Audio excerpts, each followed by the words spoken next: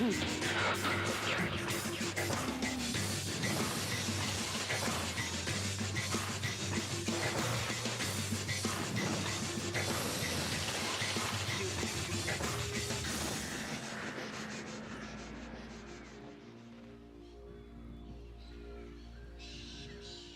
is the Brand Highway, winding north along the Western Australian coast from Perth to the port city of Geraldton, 400 kilometres away. Geraldton is a modern, friendly city, best known for its substantial fishing industry. And just to the south is the quaint historic hamlet of Greenough, one of the first settlements in the west. It's Monday morning, February 22nd, 1993. A man and his wife are on their way to visit Karen Mackenzie, who lives with her 3 children in an isolated house outside the village. They've arranged to help Karen with some home repairs. What's your speed? Okay. You aren't no couples coming after you. Oh, last time. The couple are very close to Karen and have spent many happy times with her and her children. Just outside Greenough, they turn into a side road. As they approach the house, they see what appears to be a body on the ground.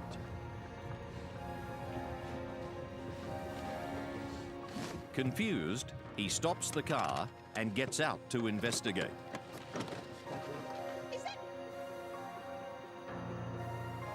Daniel. Is he all right? And sees it's the dead body of a youth. He's not breathing. Stay in the car. This is a moment that will stay with the couple for the rest of their lives. For as they'll soon find out, they've come across only one of the victims of a ghastly mass murder.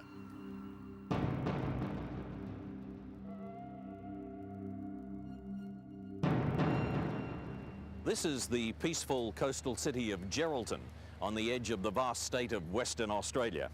It's a prosperous community, drawing its wealth mainly from farming, mining, tourism, and especially lobster fishing. In many respects, though, it's still a small country town. Locals know each other and tend to know each other's business. 20 kilometres to the south along the highway to Perth is the little pioneering village of Greenough. It's here in the early 1990s that 31-year-old single mother Karen Mackenzie comes to make a home for her 3 children. Teenager Daniel, who's just turned 16, and 2 little girls, Amara, who's 7, and Katrina, aged 5. Her friends know her as a very happy, friendly, bubbly type of person, willing to offer a helping hand to anyone in need. Karen's mother, Barbara Marchant, remembers that even as a child, she was bright and cheerful. She was full of life. She was always laughing. Very good at school.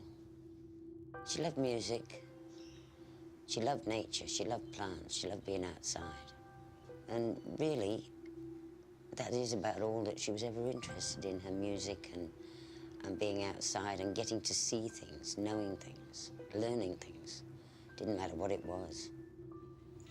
But Karen also develops a rebellious nature. She experiments with recreational drugs and then suddenly she falls pregnant. She has Daniel when she's barely 15 and is quite unprepared for motherhood, so the boy is raised by Karen's mother in Queensland. Karen's sister Evelyn says her sister had tried to cope as a teenage single mother. I think it was about when she was about 5 months pregnant, she moved out of home and moved into a unit and was trying to make a go of it on her own. She did try and look after him, but I think she found it very hard. So she asked me to take him. So I took him when he was just before he was 2 years old. And I had him until he was 16. At 24, she meets a man named Andrew Allen, with whom she settles down and has 2 girls. But it doesn't last, and the couple separate. Karen can just afford this rundown weatherboard house at Greenough. She seemed to do everything in the house, and she was trying to build it into a nice home for them, and it was on a piece of land. She always had the dream of having a hedgerow of Baronia. Crime reporter Helen Winterton says Karen was a good mother. Karen had had a tough life, but she was doing as best she could. She certainly mixed in circles or groups of people who used drugs, and I think that's one of the things this story highlighted was the use of drugs in this area. But she loved her kids, and I think while on one side she was streetwise and having a good time, she was also trying to do her very best for the kids. 7-year-old Amara attends a local primary school where teachers remember her as a sweet and happy child. Now that Karen's more settled, Daniel arranges to come to live with her and the girls. Daniel had been living with his grandmother over east and had only recently joined Karen in Geraldton. And by all accounts of her from Karen's friends, Karen was really excited that Daniel was coming. She was really looking forward to involving him in Amara and Katrina's life and maybe making him the man of the house. Oh, I suppose it was about a month before his birthday. He said, I really do want to go and see Mum. I said, all right. Well, I guess your birthday present will have to be a coach ticket to Western Australia, won't it? And that's what I did. Bought him a ticket that went the next day. He's enrolled in high school at Geraldton. When he was growing up, it was really hard to get him to go to school. He never wanted to go to school. He was a bugger. And but when he went over there, he enrolled back in school, which I thought was amazing. And he actually said he was going to go through and finish grade 11 and 12 and make a go of it. And I was so proud of him. Although Karen Mackenzie is getting her family life organised in Greenough, it seems her love life is still in some turmoil. By February 1993, a serious romantic relationship has just ended, although it seems she doesn't know what went wrong. On Valentine's Day, she sends him a bunch of roses and attaches a poem saying goodbye. And I didn't know who it was from when I first got it because there's no name on the card, but everyone knows, yeah, it was Karen. It was the writing and all that. And just in the corner of the card, Scott goodbye. So like she knew something was going to happen, but she just didn't tell no one nothing. She just bottled it all up.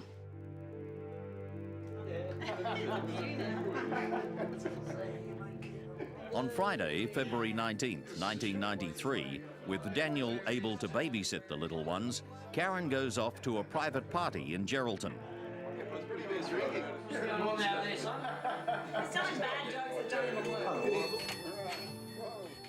She stays until around 5 o'clock on Saturday morning and then gets a lift home with a friend.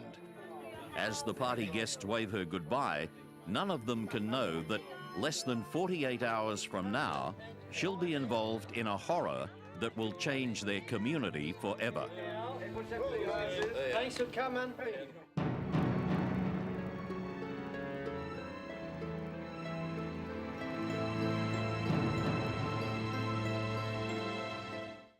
Sure, we can. Do you want to go to the park? Yeah? Do you want to play any card games? We can play some cards. It's 1993. Single mother Karen Mackenzie has settled outside the village of Greenough, near Geraldton, on the Western Australian coast. It's a weatherboard house, set back away from the main highway at the end of a side road. She has 2 little daughters and has recently been reunited with her teenage son, Daniel. Do you want to play some games?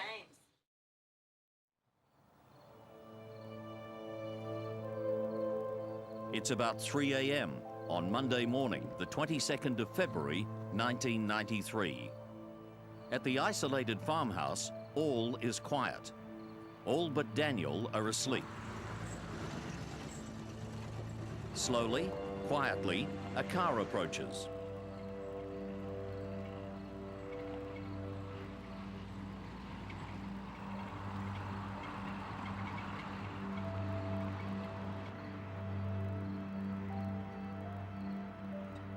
A light goes on at the kitchen window.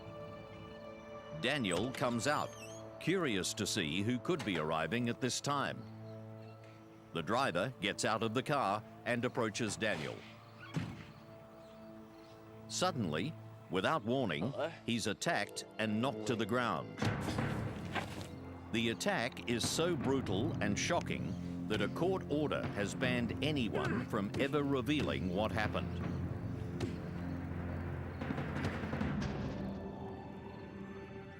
Now, certain the youth is dead, the killer turns his attention to the house. He walks slowly towards the back door. Inside, Karen is asleep on the lounge room floor. He sneaks across the room and stands above her. He lifts a tomahawk and slashes it down into her head.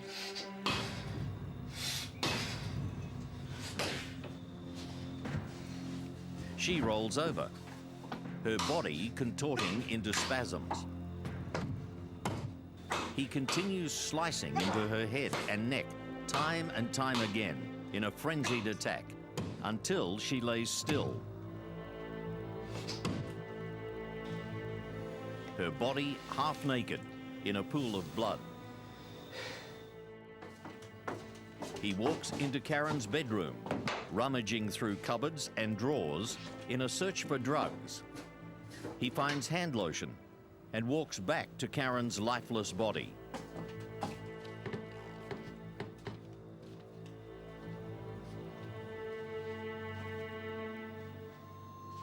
He kneels and pulls her body up to a crouching position.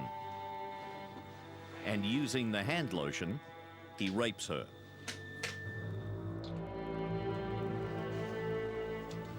He then covers her battered head with a blanket and leaves her body crouched, kneeling on the floor.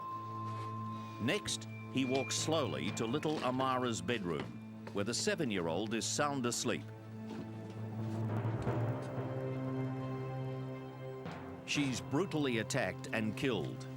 The Supreme Court of Western Australia has ordered that all details of the attack be kept secret.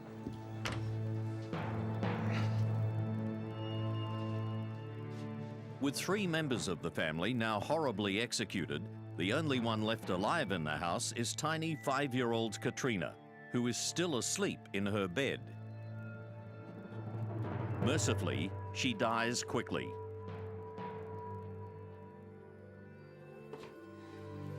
Covered with blood, he walks to the bathroom.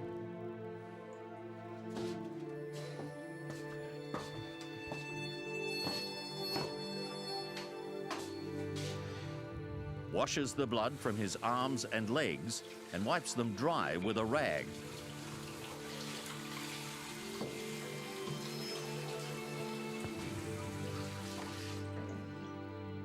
Then, being very careful not to leave any clues, he picks up the tomahawk and the hand lotion, walks calmly to the car, and drives away.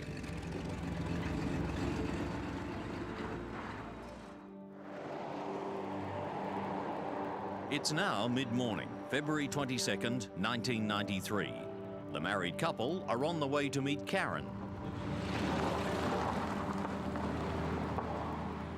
When they drive up and see a body lying on the ground, they think at first it's simply the teenager Daniel playing some sort of prank. But when the husband gets out and takes a closer look, he can't even be sure that it's Daniel. It wasn't the Daniel I'd met the week before. It looked nothing like him.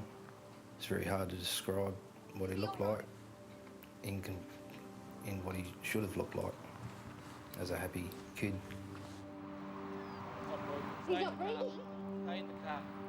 In shock, he steps slowly and quietly around the body and moves towards the back of the house. At the back door, the family dog starts barking. Karen! Are they there? He calls out to Karen, but there's no reply. Let's go get the cops, let's go get some help. Now, his terrified wife can take no more and screams to him to return to the car. He runs back to her and they speed back up the road. Hurry up, I hurry up, went let's back go. to the two houses along her main drive of the paddock and I jumped the fence and tried to make contact with people in those houses, and there was nobody home in either of those houses. I then went out onto the main gravel road where you come in, tried a house there. There was no one there either, so I went back down the main gravel road over the highway to the Greenough Pottery Museum, or Pottery House on the right-hand side, to the museum, and asked for their help to ring the police and inform them of a murder. It's not long before a crack team arrives. They're detectives from the Geraldton CIB and uniformed officers. It's about 11 o'clock and hot. Forensic officer Bryn Jones was on the team. We knew from what had been told that the young boy was lying on the dirt track just outside the house. We also knew that there were other members of the family living with the boy, so our immediate concerns were for the welfare of the rest of the family. And so we raced into the scene and found the young boy as described on the driveway. We didn't know if the offender was still in the vicinity. We didn't know where the rest of the family was. Detective Merv Cousins is the first to enter.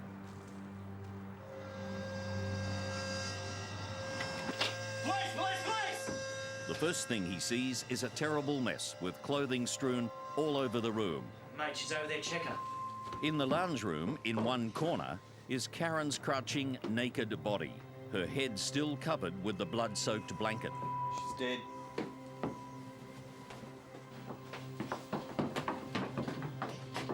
In the bedrooms, they find the bodies of tiny Amara and Katrina.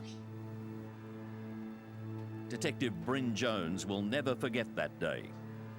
Without a doubt, the most horrific crime scene I've ever had the misfortune of examining. I can remember one thing very, very clearly. One of the detectives turned to me and said, "Well, what do we do now?" And my immediate response was, "I don't care what we do, but we must find the person that did this."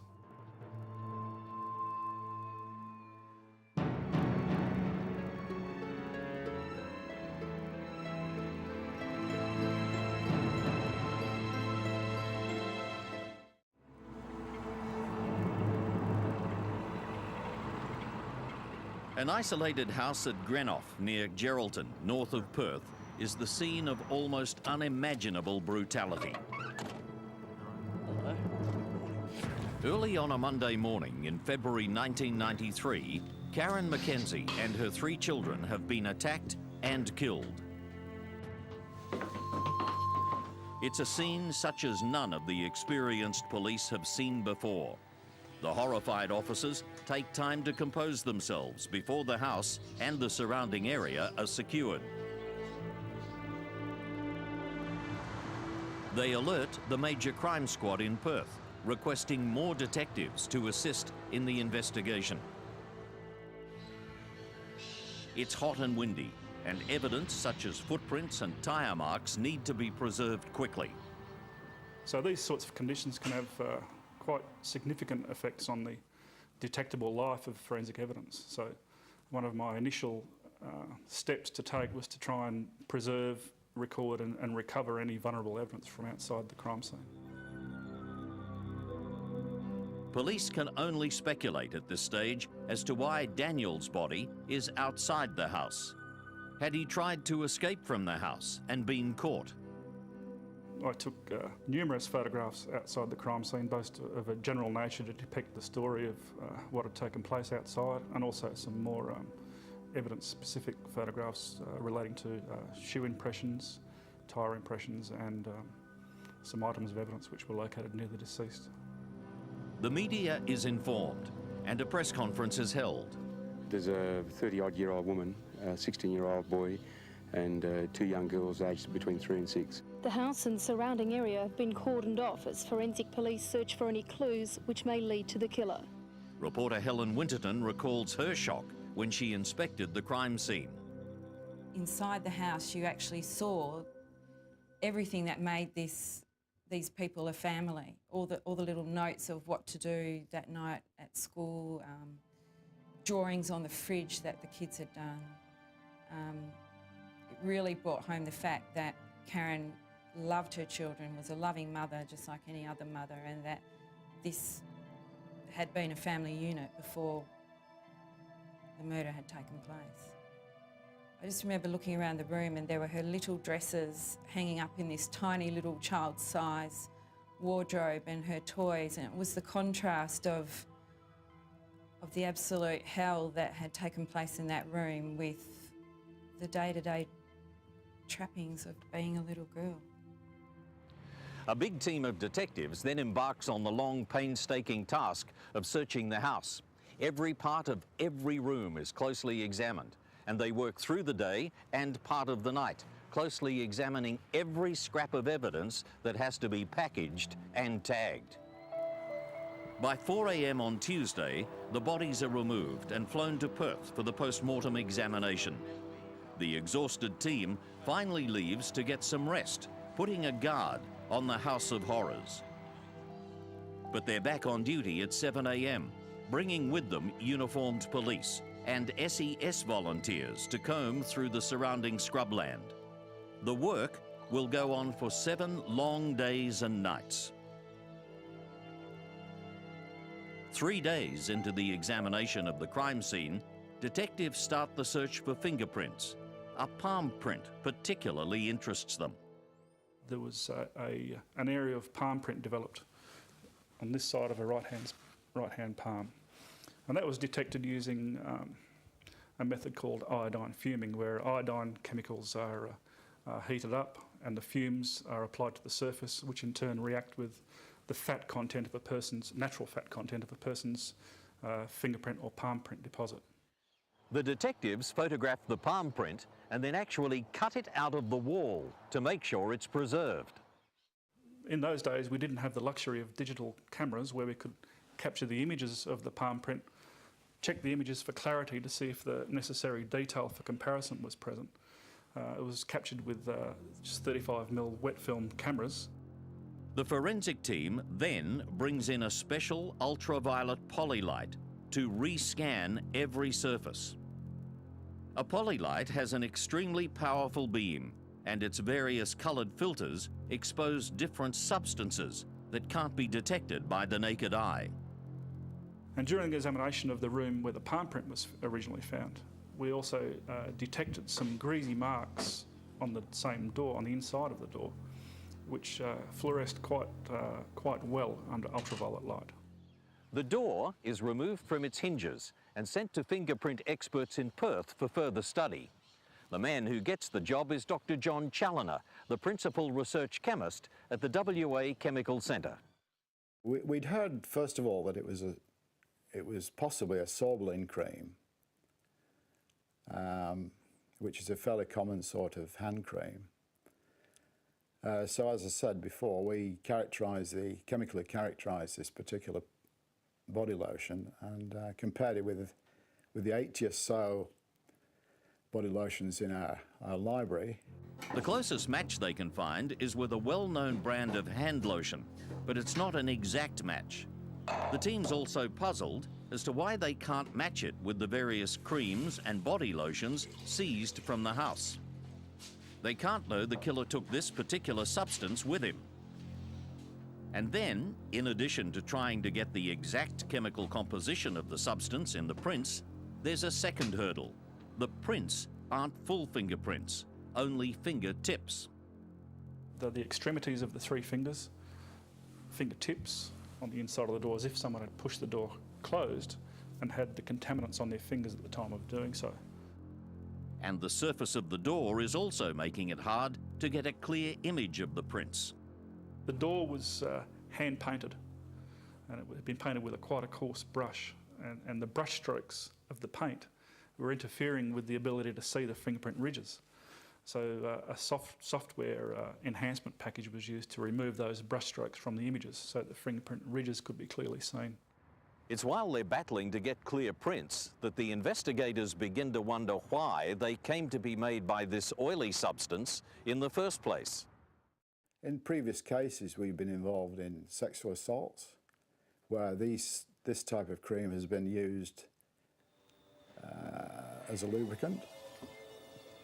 So I then got in touch with the pathologist to find out if any swabs had been taken from the bodies, and particularly anal and vaginal swabs. And they had, fortunately. If it can be shown that they're made of exactly the same oily substance as that found on Karen's body, then that would directly link the owner of the prints to the murders. Challoner only has a minuscule amount of the oily substance to work with, and the work is time-consuming, exacting, and for its era, groundbreaking. Well, it was the chemical composition of the swabs, of the body lotions, which was determined by a technique that I'd specialised in, a chemical derivatization technique, which really allowed us to work with very small quantities of material, which previously hadn't been possible to do. The massacre is now big news, and police lines of inquiry multiply with every phone call. WA police chiefs decide to set up a full task force led by the man who first entered the house, Detective Merv Cousins. They appeal to anyone who might have any information to contact a 1-800 number, and they issue video footage of a Christmas wish list and a Mother's Day card. Katrina wanted a troll for Christmas. Trolls were the toys for Christmas that year, and Amara had written her mum Mother's Day cards, and Mum, I hope you have a great Mother's Day. Just the innocence of those two. They were just looked like the most beautiful little children that you could ever meet. The investigation gathers pace, and the Geraldton CIB is swamped with information. The officer coordinating all the incoming leads is Detective Henry Hooft. We did a house-to-house check at the beginning of the inquiry. The neighbours were all very cooperative, and they also knew the family. We knew that the person that committed these crimes had to know how to get into Karen's property, because her address is, you don't come in off the Great Northern Highway, it's actually coming off the side street, but it's a fair way in. So the offender had to have been there before to know where to go. Karen's de facto husband, Andy Allen, is quickly located in the north at Halls Creek, where he's been trapped for some time by heavy rain that's made all roads in the area impassable. He has a rock-solid alibi. Some witnesses say they saw 2 vehicles at the house on Sunday, and so detectives then wonder if the attack was some sort of gang revenge execution. Karen was a small-time drug user, but she associated with a lot of people in the drug field, and that sort of also included in our list of suspects, people in the drug industry. We looked at bikies, and we looked at the Asian connection. There were some Asian people there in the drugs. Also to be interviewed are the guests at the party Karen attended on the Friday night before the murders. First on the list is 24-year-old William Mitchell, the man with whom Karen got a lift home from the party on Saturday morning. He's a farmhand and a small-time drug user who's had a heated argument with Karen at the party. Yeah, everyone was having a good time until an argument broke out over a certain few things there. And what's my problem? Yeah. You've been ignoring me the whole time, that's my problem. I have not been ignoring you. When I walked in the door, I went, hello. Oh, come on. We're mates, all right? Don't muck We've always around. been mates, and don't touch me.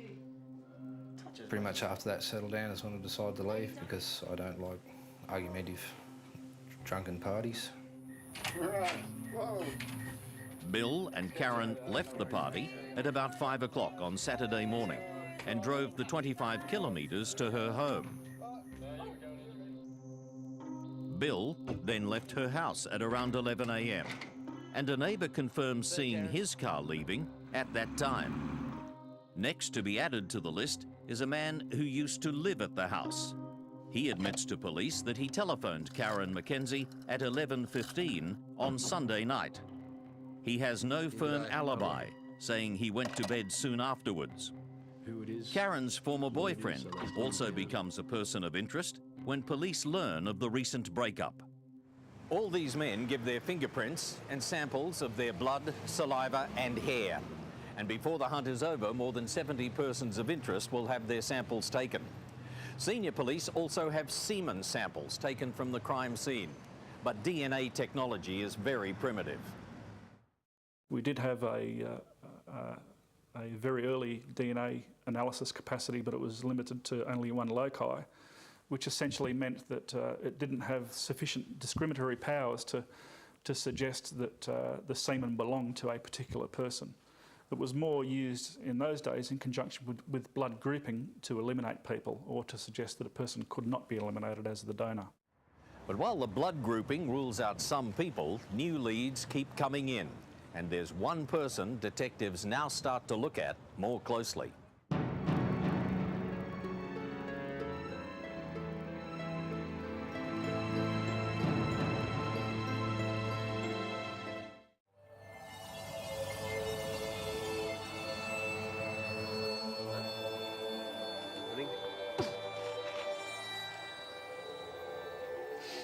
The investigation of the brutal murders in Western Australia of Karen Mackenzie and her 3 children is producing multiple leads. We did Australia's Most Wanted, and as a result of that we identified the location of one of our suspects. He was in South Australia. The South Australian police actually interviewed him and verified his alibi.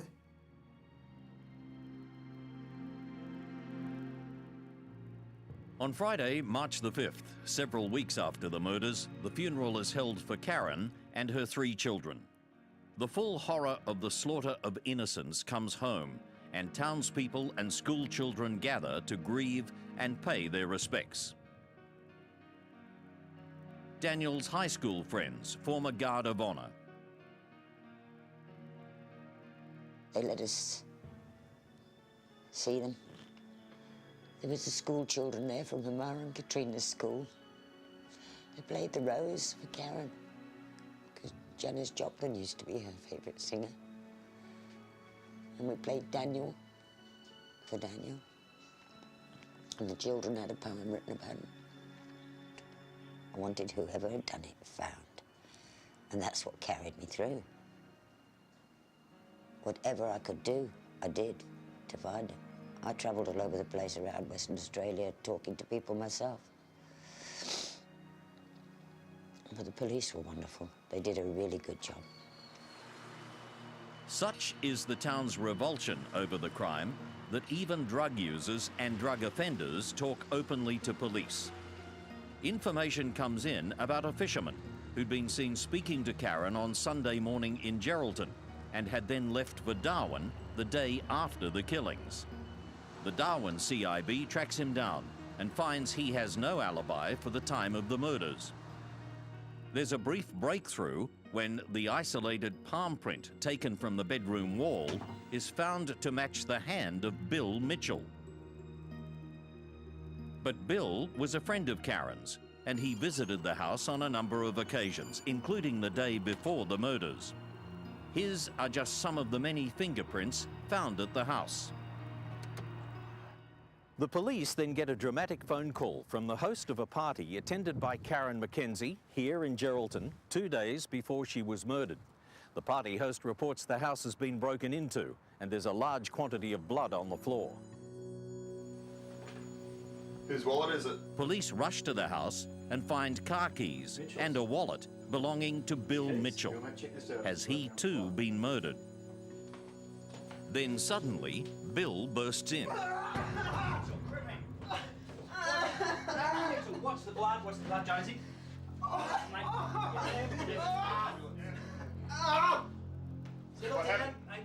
He's naked, except for a towel, and dripping with blood. He tells them how he arrived here at the door of the house, where 3 men suddenly appeared and dragged him inside. Where he was, so they cut me up! The men told Bill they knew that the party host committed the Greenough murders and demanded Bill tell them where they could find the man. Call someone! Bill told the gang he didn't know where the host was, and they then took a filleting knife and tried to sever his penis. He managed to struggle free and lock himself in the bathroom. When the attackers left, he ran outside and hid in the yard until he saw the police arrive. Bill is bleeding badly, and he's immediately brought here to the Geraldton Regional Hospital. Under intense police questioning about the gangs, he finally admits that his story is a complete fabrication and his wounds are self-inflicted. He says he tried to kill himself for personal reasons, and police charge him with making a false statement. It soon emerges that Bill Mitchell committed the self-mutilation at a coastal caravan park just south of Geraldton. A cleaner discovers an on-site van splattered with blood and semen.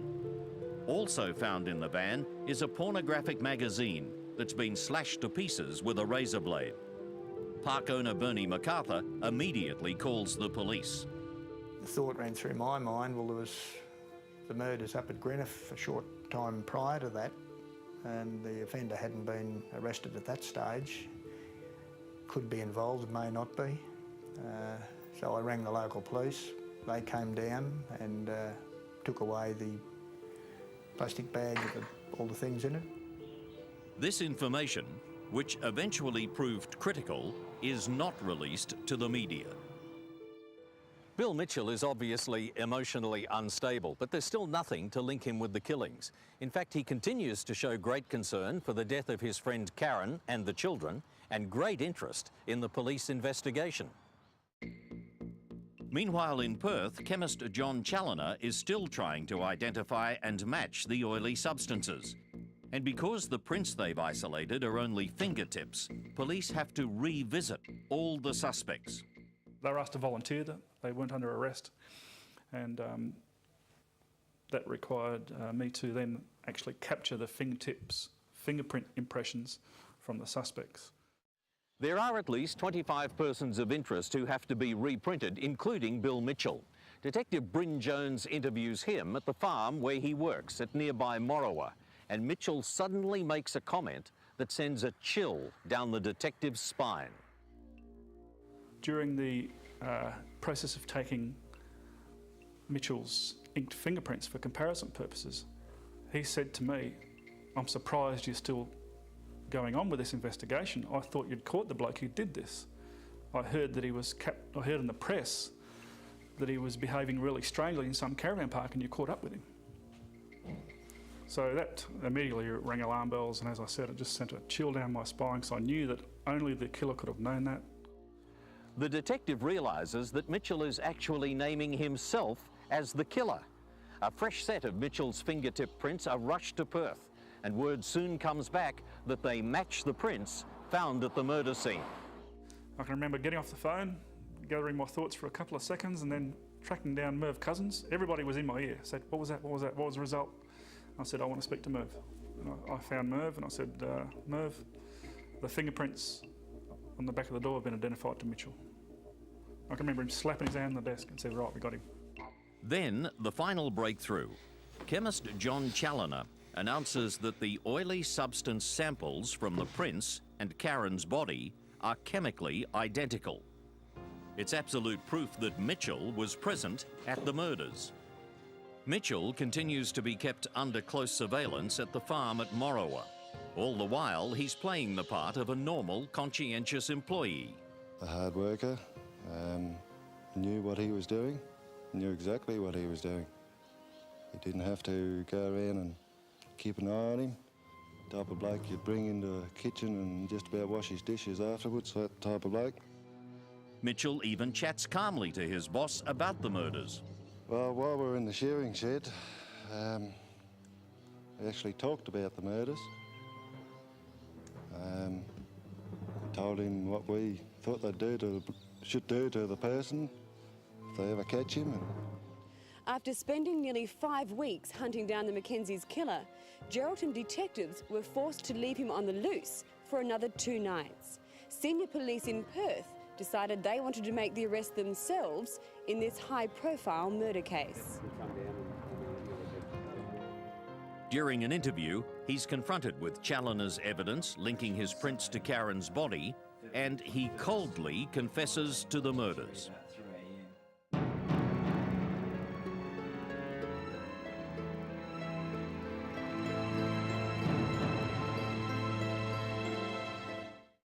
Okay, Bill, what I want you to do is just walk us through exactly what happened. So, around about what time? Persistent, tireless investigation has finally produced a breakthrough in the Greenough murders. Bill Mitchell's palm and fingerprints left at the house have been conclusively linked to hand lotion found on Karen Mackenzie's body. But even with all the evidence before them, the police are still unprepared for the whole shocking truth, as Mitchell, step by step, tells them exactly what happened. On Sunday, February 21st, the day after he'd left the party in Geraldton with Karen, Mitchell was back at the same house. He was drinking heavily and smoking marijuana. He swallowed a handful of prescription pills and twice went into the toilet where he injected himself with amphetamines. Mitchell stayed there late into Sunday night, and then, at about 2:30 on Monday morning, he left Geraldton and drove to Greenough. By now, he was in a drug-fueled stupor. He drove up to the house and immediately struck down Daniel. He then went into the house and killed Karen before raping her. And then going to the children's room and attacking the little girls.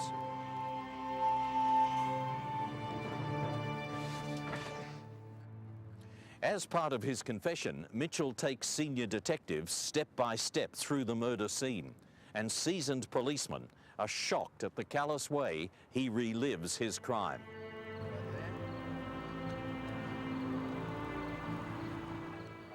Mitchell went through and methodically and clinically described everything that he had done without showing any emotion, without showing any remorse. He described the acts he had carried out, murdering the victims, just like he might describe how he washed his car yesterday. It was that clinical and that free of emotion. It was quite bizarre. Mitchell then told police how he left the murder scene, carefully making sure he took with him the evidence, the weapon and the hand lotion. He drove back to Geraldton, stopping along the way to throw the tomahawk into a river and later disposing of the hand lotion in a rubbish bin. The following day, police divers were dispatched. We found the murder weapon in the area where Mitchell had described, and even that was a chilling event when the axe was recovered. This is 5 weeks after the event. The axe was recovered in the muddy riverbed of the Greenough River, and when it was recovered and passed on to myself, the physical evidence was still there. There were still hairs adhering to the head of the axe. In his confession, he admits to police that he went to the house determined to kill the family, but insists he cannot remember why he wanted them all to die. And yet, he has perfect recall, down to the smallest detail, of everything he did that terrible night. Outside the Geraldton court, the van carrying the man charged with the murders had to pass through an angry crowd of about 300 townspeople. In September 1993, Mitchell pleaded guilty to 4 counts of willful murder, 3 counts of indecently interfering with a dead body, and several unrelated counts of armed robbery using a syringe and a knife. Justice Neville Owen said the crimes were so serious as almost to defy description. He said it was difficult for a person having any semblance of ordinary humanity to conceive how such a callous and brutal collection of crimes could be committed by a human being.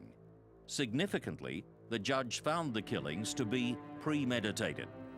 He rejected any defence based on Mitchell's intoxication and drug use, and noted the absolute clarity of Mitchell's recollections in his confession.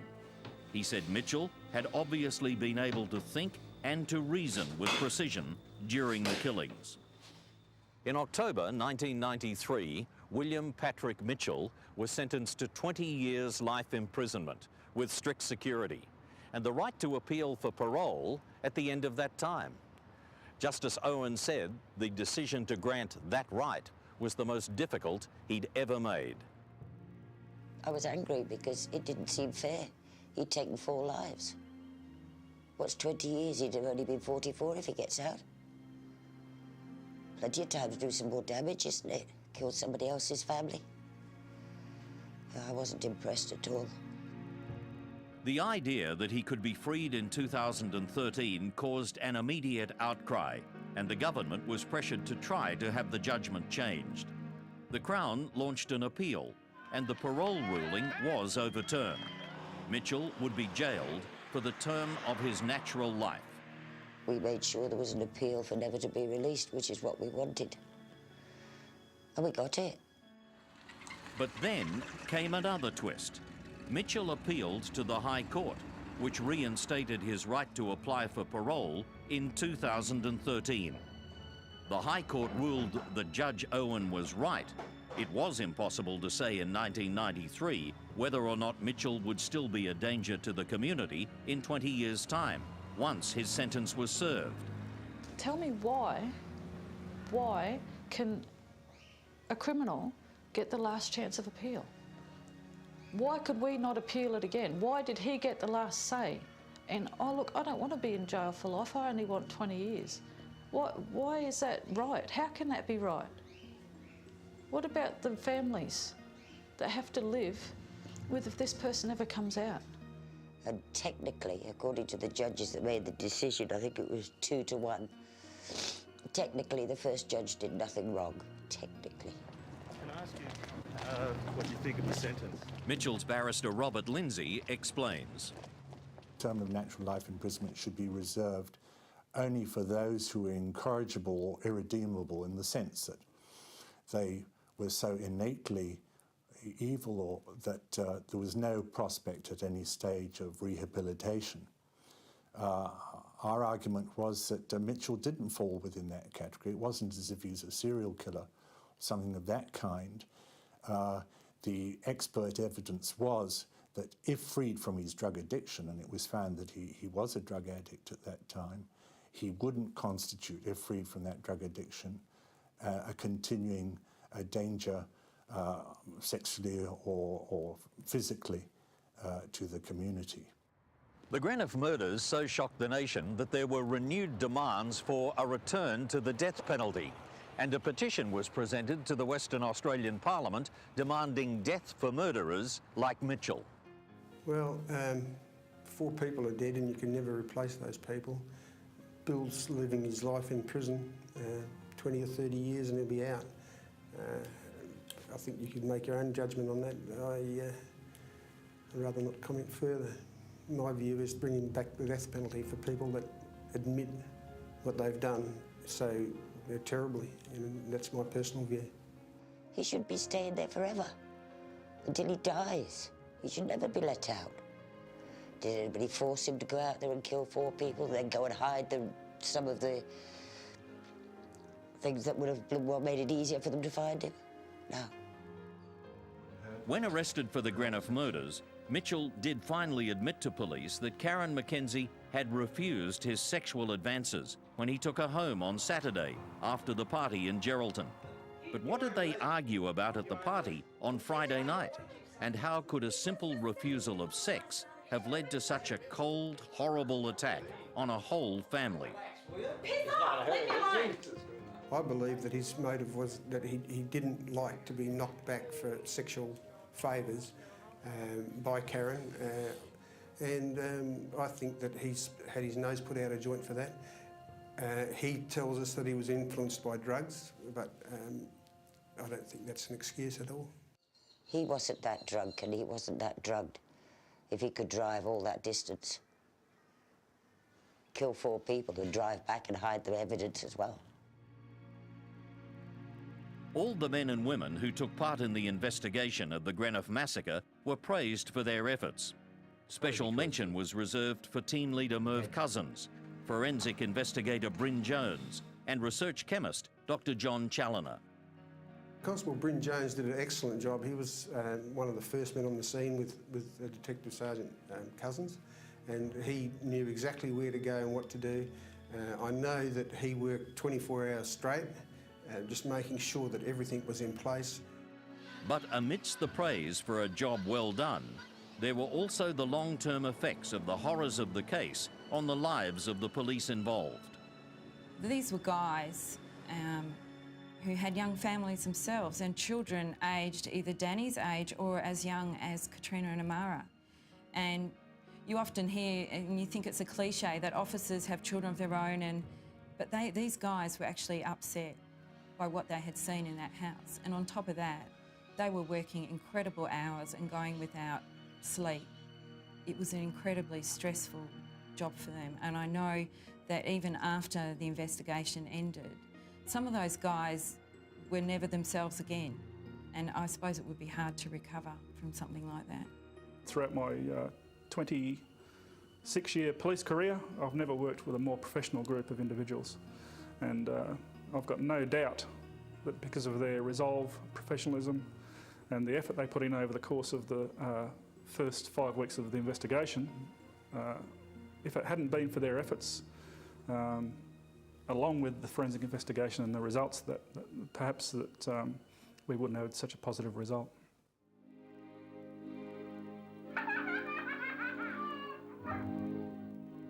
Why? That's all I want to know is why. Why get a young woman and 3 children? Why? Why would you want to do that? Well, he's not only hurt me, he hurt my daughter and my sons too. I've got one son that's still seeing a psychiatrist. How many years do we have to suffer for what he did?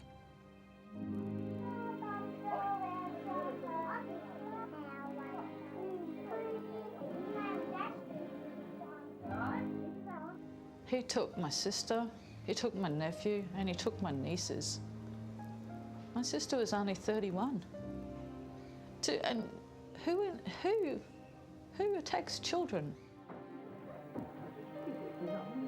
But oh God, I wish she was still here. She deserved so much more than what happened to her. She fought so hard through her life to achieve what she achieved. He had no right to take it from her.